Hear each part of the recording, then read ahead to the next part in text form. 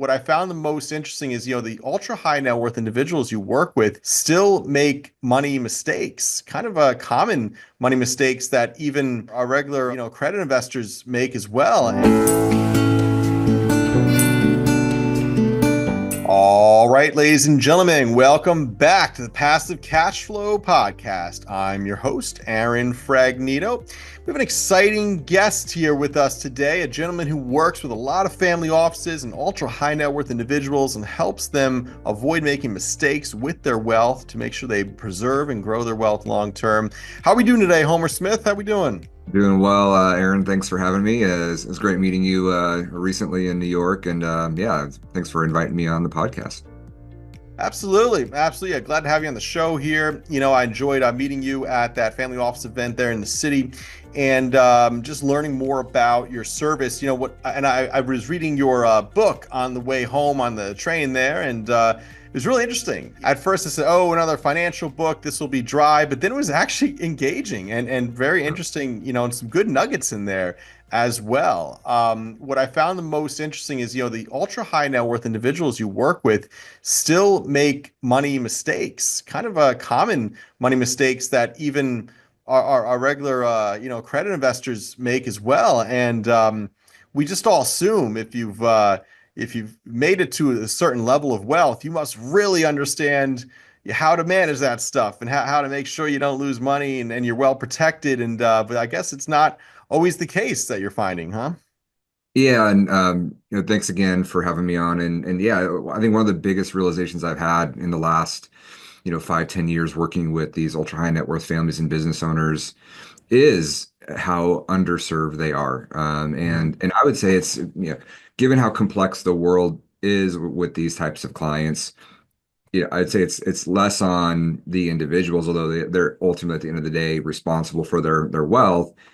To me, it's really on the professionals around them and making sure they're actually getting quality advice. So, really, as you mentioned, where we come in is really helping to look them to optimize that. So and really what we're known for, really more than anything else is helping these successful families, business owners navigate life's most important, meaningful, complex transitions. And there's I've been in the business for about 25 years. I've been hearing for years and years and years about these trillions of dollars of wealth transfer that's coming from the silent generation and from baby boomers, and I think we're actually starting to see it. Unfortunately, from either people passing away and passing on wealth, or through I'd say a higher urgency and just overall numbers around business sale, real estate sale. People are trying to create a little bit more liquidity, and now there's a lot of implications that come with that. So that's really where we do a significant amount of our work with those families. And again, just to your point, when we start getting into the weeds and start doing our review with them, it's extremely rare that we don't find significant gaps that they need to fill in, like issues that could be very detrimental to their wealth, Mhm. and even more often opportunities that they're just not aware of and aren't taking advantage of. So that's a big part of our world, is just trying to get them to recognize those and see where they can optimize better. At People's Capital Group, we help you invest in real estate. Build your wealth by owning professionally managed apartment buildings in the northern New Jersey market. We want to show you how owning real estate is attainable, even for the busy professionals that don't have the time or experience investing in real estate. Now, we only work with select people who are serious about building wealth, so find out if you qualify at peoplescapitalgroup.com. Yeah, absolutely, absolutely. And what's interesting here about America, you can create wealth without completely understanding always how wealth is protected and preserved. Right? Maybe you have a good invention, or you create a good service company. You're great at making widgets and develop a factory and a business over time. You put your blood, sweat, and tears in for 30, 40, 50 years, and in time have a mass amount of wealth created, especially when you sell that business and have a liquidity event. And then it's often handed down to heirs who didn't have that experience creating wealth and really sometimes have less experience in preserving and managing wealth. So, your service is really invaluable in a lot of ways. especially for the differences that ultra wealthy families can make in our communities with giving and nonprofits and philanthropy. So it's really a beautiful thing. But what are some of the most like top three mistakes that you see people making in the ultra wealthy space? Yeah, it's a great question, and that question really is why we wrote the book. And it's a book called Making Smart Decisions. It's not really available out there in the world. It was really written for ultra high net worth families and not really for mass audiences. So Hmm. happy, to your audience. We can get a copy to anybody that wants to hear it. But part of the motivation for writing the book was to pull the curtain back a little bit on our industry Hmm. and to help our families and interested families recognize, where are they missing, some of the advice and guidance they should be getting. What questions should they be asking to their team to make sure they're not missing any of that. So I think in a few of the areas that we most often see, the most significant gaps are around tax planning. And so again, you have a good CPA, you have a good attorney, you might even have good wealth managers around the investments, but how often are they really talking, working together and strategizing and finding every potential opportunity that might be out there that could make a meaningful difference around their tax situation. Hmm. Obviously, real estate investors that you work with quite a bit, there's a lot of tax advantages to real estate, just in terms of the tax code depreciation. So, as you build a large real estate portfolio and keep growing it, there's ways to mitigate, defer out income taxes for a very long time. But not every wealthy family is focused on real estate and developing real estate, buying real estate. They're in an operating business, or they've got to the point where they're running out of those deductions, and all of a Hmm. sudden they are starting to realize more income. Hmm. There's a lot of things right down the middle of the code if they just knew about them. Um, Hmm. and I'd say the same thing on estate planning. There's probably some relief coming that we're not going to see the drop in estate tax exemptions, down to the pre 2017 levels. We're likely to see some level of an extension, whether short term or long term on that. So fewer families are subject to estate taxes, but those that are, especially in real estate and private businesses where there's not as much liquidity, Hmm. there's severe impacts if something unexpected happens and all of a sudden estate taxes are due in 9 months after the death, and families are Hmm. having to scramble to sell real estate or sell businesses, and they Hmm. just don't know what options are available to make sure they can limit those types of risks. So again, a lot of estate planning issues. On the investment side, we always find opportunities. However, I would say in that world, most wealth managers have access to, a lot of the same products and investment solutions. Again, where I'd say the difference is back to the tax planning side around their investment portfolio is they're not getting a lot of great advice around how to mitigate the taxes on their investment portfolio. Hmm. And so they're losing 20-30% a year to a tax drag, which when you add that up and you look at the compounding on that year over year over year, it's extremely meaningful. So our Hmm. role really is to look at it, everything as a whole, make sure nothing is really being missed, make sure our clients are aware of all of the options, and acting like effectively a personal CFO to them, where Hmm. they're still the CEO of their financial empire. They're going to make the final call. And based on the success that we've seen them already create, we know they can make good decisions. It's Hmm. more about, do they have the right information in front of them to feel confident in making that decision? That's really our role, is to make sure that, they have all the right information out there. Yeah, yeah, exactly, exactly. And that's one of the things I do love about real estate is all the tax benefits, if managed properly. But as you start to be successful in the space and exit buildings at certain times, then yeah, there are tax ramifications for that. We like to try to do a lazy 1031 where some will Yeah. sell a building. I think we were talking about that, and then Yeah. do a cost segregation study on the next building and accelerate as much bonus depreciation as you can to write off the gain on the previous sale. As long as you do it in the same calendar year, it works pretty well. Yeah, So I that love as that. I love that concept that you brought up. That was yeah, you had a lazy 1031, and I yeah, mean, yeah, also a regular 1031, which is very sure. attractive too, but that has a little more challenges and restrictions to it. But that's good. That's interesting. And then let's pivot for a second here, and if you can put a little insight into it. I think a lot of people that follow the Passive Cash Flow podcast work in the wealth management space. They're CPAs, other real estate syndicators, And, the ultra high net worth space is something that a lot of professionals are working to break into and get more traction in. So how were you able to, obtain a solid client base and start really breaking into a space that a lot of professionals desire to be in? Yeah, it's a great question. And I get that a lot now from other wealth managers that I speak to and work with Mhm. in different mastermind groups. And I think every advisor, if you ask them, hey, are you wanting to move up market? Would you prefer to have larger and larger clients? I mean, everybody would say yes, and everybody is, trying to gain knowledge and experience and to be able to justify that they can actually deliver value in that space. And a lot of Mhm. it is just time. I've been in the business now over 20 years, almost 25 years, just crazy. Mm. Started my career, my first week as an advisor was a week in 9/11.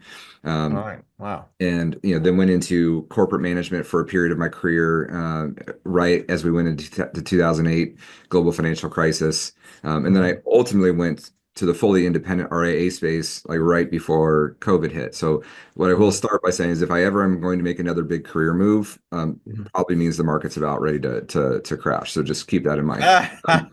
But Follow Homer's career to play the markets properly. Okay, got it. Yeah, yeah, you're like Nancy but Pelosi, the yeah, opposite right. of Nancy. Yeah.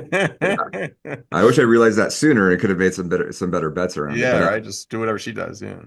yeah, but one thing I realized when I left the corporate world about 15 years ago, went back into just my personal practice, I started working with a CPA firm and helping them build out some more wealth management for their individual clients. And Mhm. what I realized very quickly is that business owners were their very best clients.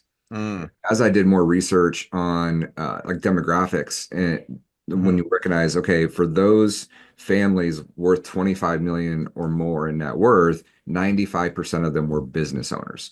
And Yeah. including real estate. Real estate, obviously, if you're managing a real estate portfolio, that's your business. Mhm. Um, and so, it became very clear, okay, if that's where all the wealth is, Mm. I need to figure out how to add value to business owners. And at the Right. time, I didn't have a lot of that experience, that knowledge. I was, in the investment space, great, general financial planning, retirement planning, cash flow planning, but all the complexities and intricacies that come with business owners was more foreign. And so I just Mhm. went to school, went to multiple groups that did pre-sale, like growth planning for businesses. I did a exit planning course and figured out, okay, what are all the tax, estate planning, personal planning ramifications around selling a business, and just started building my own knowledge. I also then bought 7 businesses myself within our industry. So Wow. I was on the buy side over the course of 2 years. We bought 7 businesses, built up a very, very large group. I was running our own P&L. I was, now a very successful, larger business owner.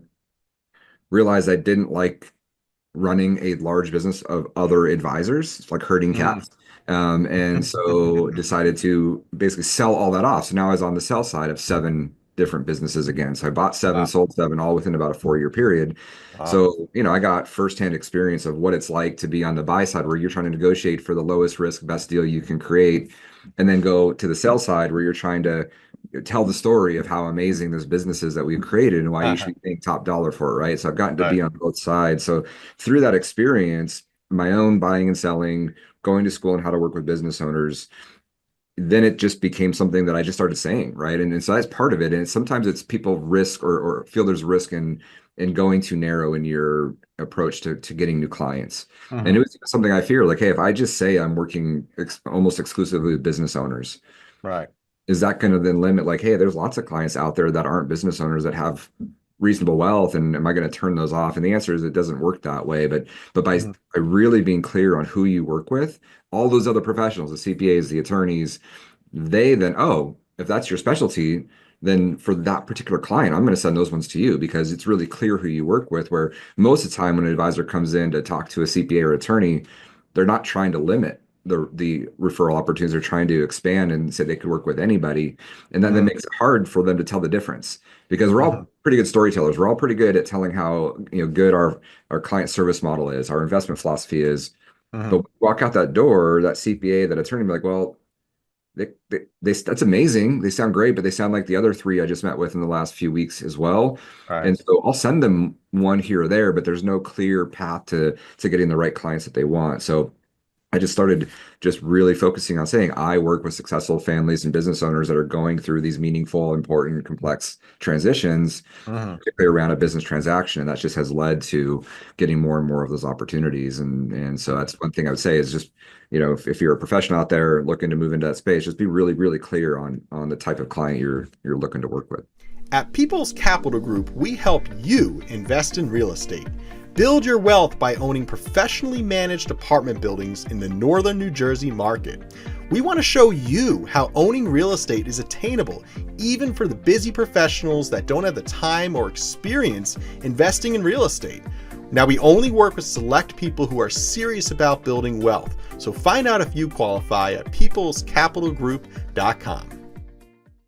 Yeah, yeah, absolutely. And that's it. Stay focused on one Yeah, direction. I have met a lot of business owners and entrepreneurs or wannabe entrepreneurs that they're not focused. They're all, and I've been so guilty of this myself. I mean, I think the biggest mistake I've made over the last 11 years as a business owner is not staying on track with one direction.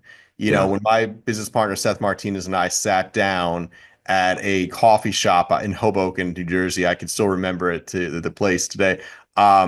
And we set our business plan, started drafting our business plan for People's Capital Group. This was 2013. We wanted to get 1,000 units over 3 years. That was our goal.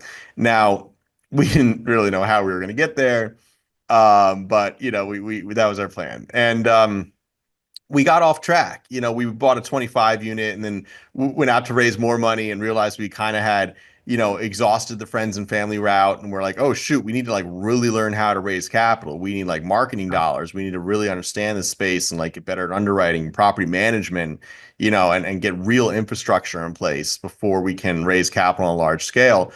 Now if I had known then what I know now, man, the real estate prices, oh, forget it. What a great market. Interest rates are yeah, phenomenal. Prices were low. It was a gold mine if I yeah, really, but anyway, then we kind of lost track a little bit. We got into fix and flipping houses a lot because we knew how to fix and flip houses and we needed quick cash into the company also. yeah, And we did fine with that. We made some mistakes here and there, but we also did a lot of wholesaling. We would go to sheriff sale auctions and scoop up 2 deals a week and flip the paper, flip the contract yeah, for a 30% premium because the market was ripe for that. So we made hay while the sun shined, and it got me to where I am today. But you could argue if we had really just doubled down on that model, really learned how to raise capital, really developed the business property management company sooner, and just focused on that one model, perhaps we'd be, at a great, much larger wealth level today. yeah, But things happen for a reason. We had to learn the market. We had to make our mistake, kind of lick our wounds, and we've done 300 deals here, so that's helped yeah. us learn the market too and develop the management company. But Yeah, that's no, it, man. no Yeah. regrets, but man, yeah, I think sometimes I look at it the same way of like, oh, if I Mhm. had just figured this out 5, 10 years sooner, what this might be, but then I very, very quickly move on Yeah. and just Yeah. focus on to your point, like, hey, what's the next target? Where are we going? What are we trying to accomplish? And really building the culture of the team around that. So yeah, Right, right. And it takes time, especially when you're raising capital, you have to have a track record. You have to have experience. And we just didn't at the time getting started, brand new. So we needed to kind of go out there and get deals done and move maybe a little slower than 1,000 units in 3 years. yeah, So also it's kind of more about like AUM here than unit count. But anyway, yeah, yeah, um, yeah, so, definitely good. But I meet people at these networking events. We have real estate networking events. We do one in January in Jersey City. We do one in June in Somerset, New Jersey.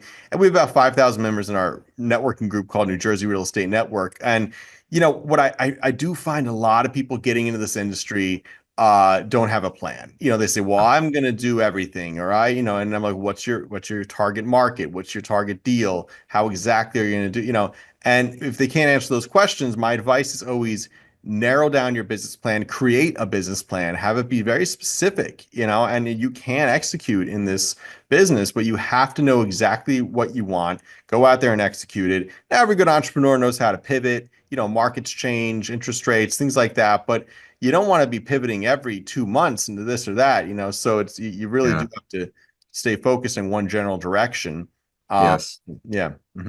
I'm sure you Yeah, see. and that's I think that's very similar to how we approach when we start working with a client. And rather than trying to tell them how they should be doing things, we spend Hmm. most of that first couple of meetings is really identifying what do they really want? What are the Yeah. outcomes that they want to achieve? Yeah. And then, helping them stress test their current overall situation is okay, is how you've set things up. Is that actually going to get you what you want? Have you actually looked at it and mapped it out over the course of multiple years to see, okay, if I keep doing this, is that going to lead to the outcomes? And that's where we often find those gaps, those opportunities is, we'll ask them, about their estate plan. Oh yeah, I updated my estate plan a couple of years ago. And like, okay, what do you want to have happen when you pass away? I want these things to happen. We'll then go read their estate plan and we're like, okay, do you realize that the way your actual plan is written is you're not going to get anywhere close to the outcome that you wanted? Yeah. We'll help them think through their.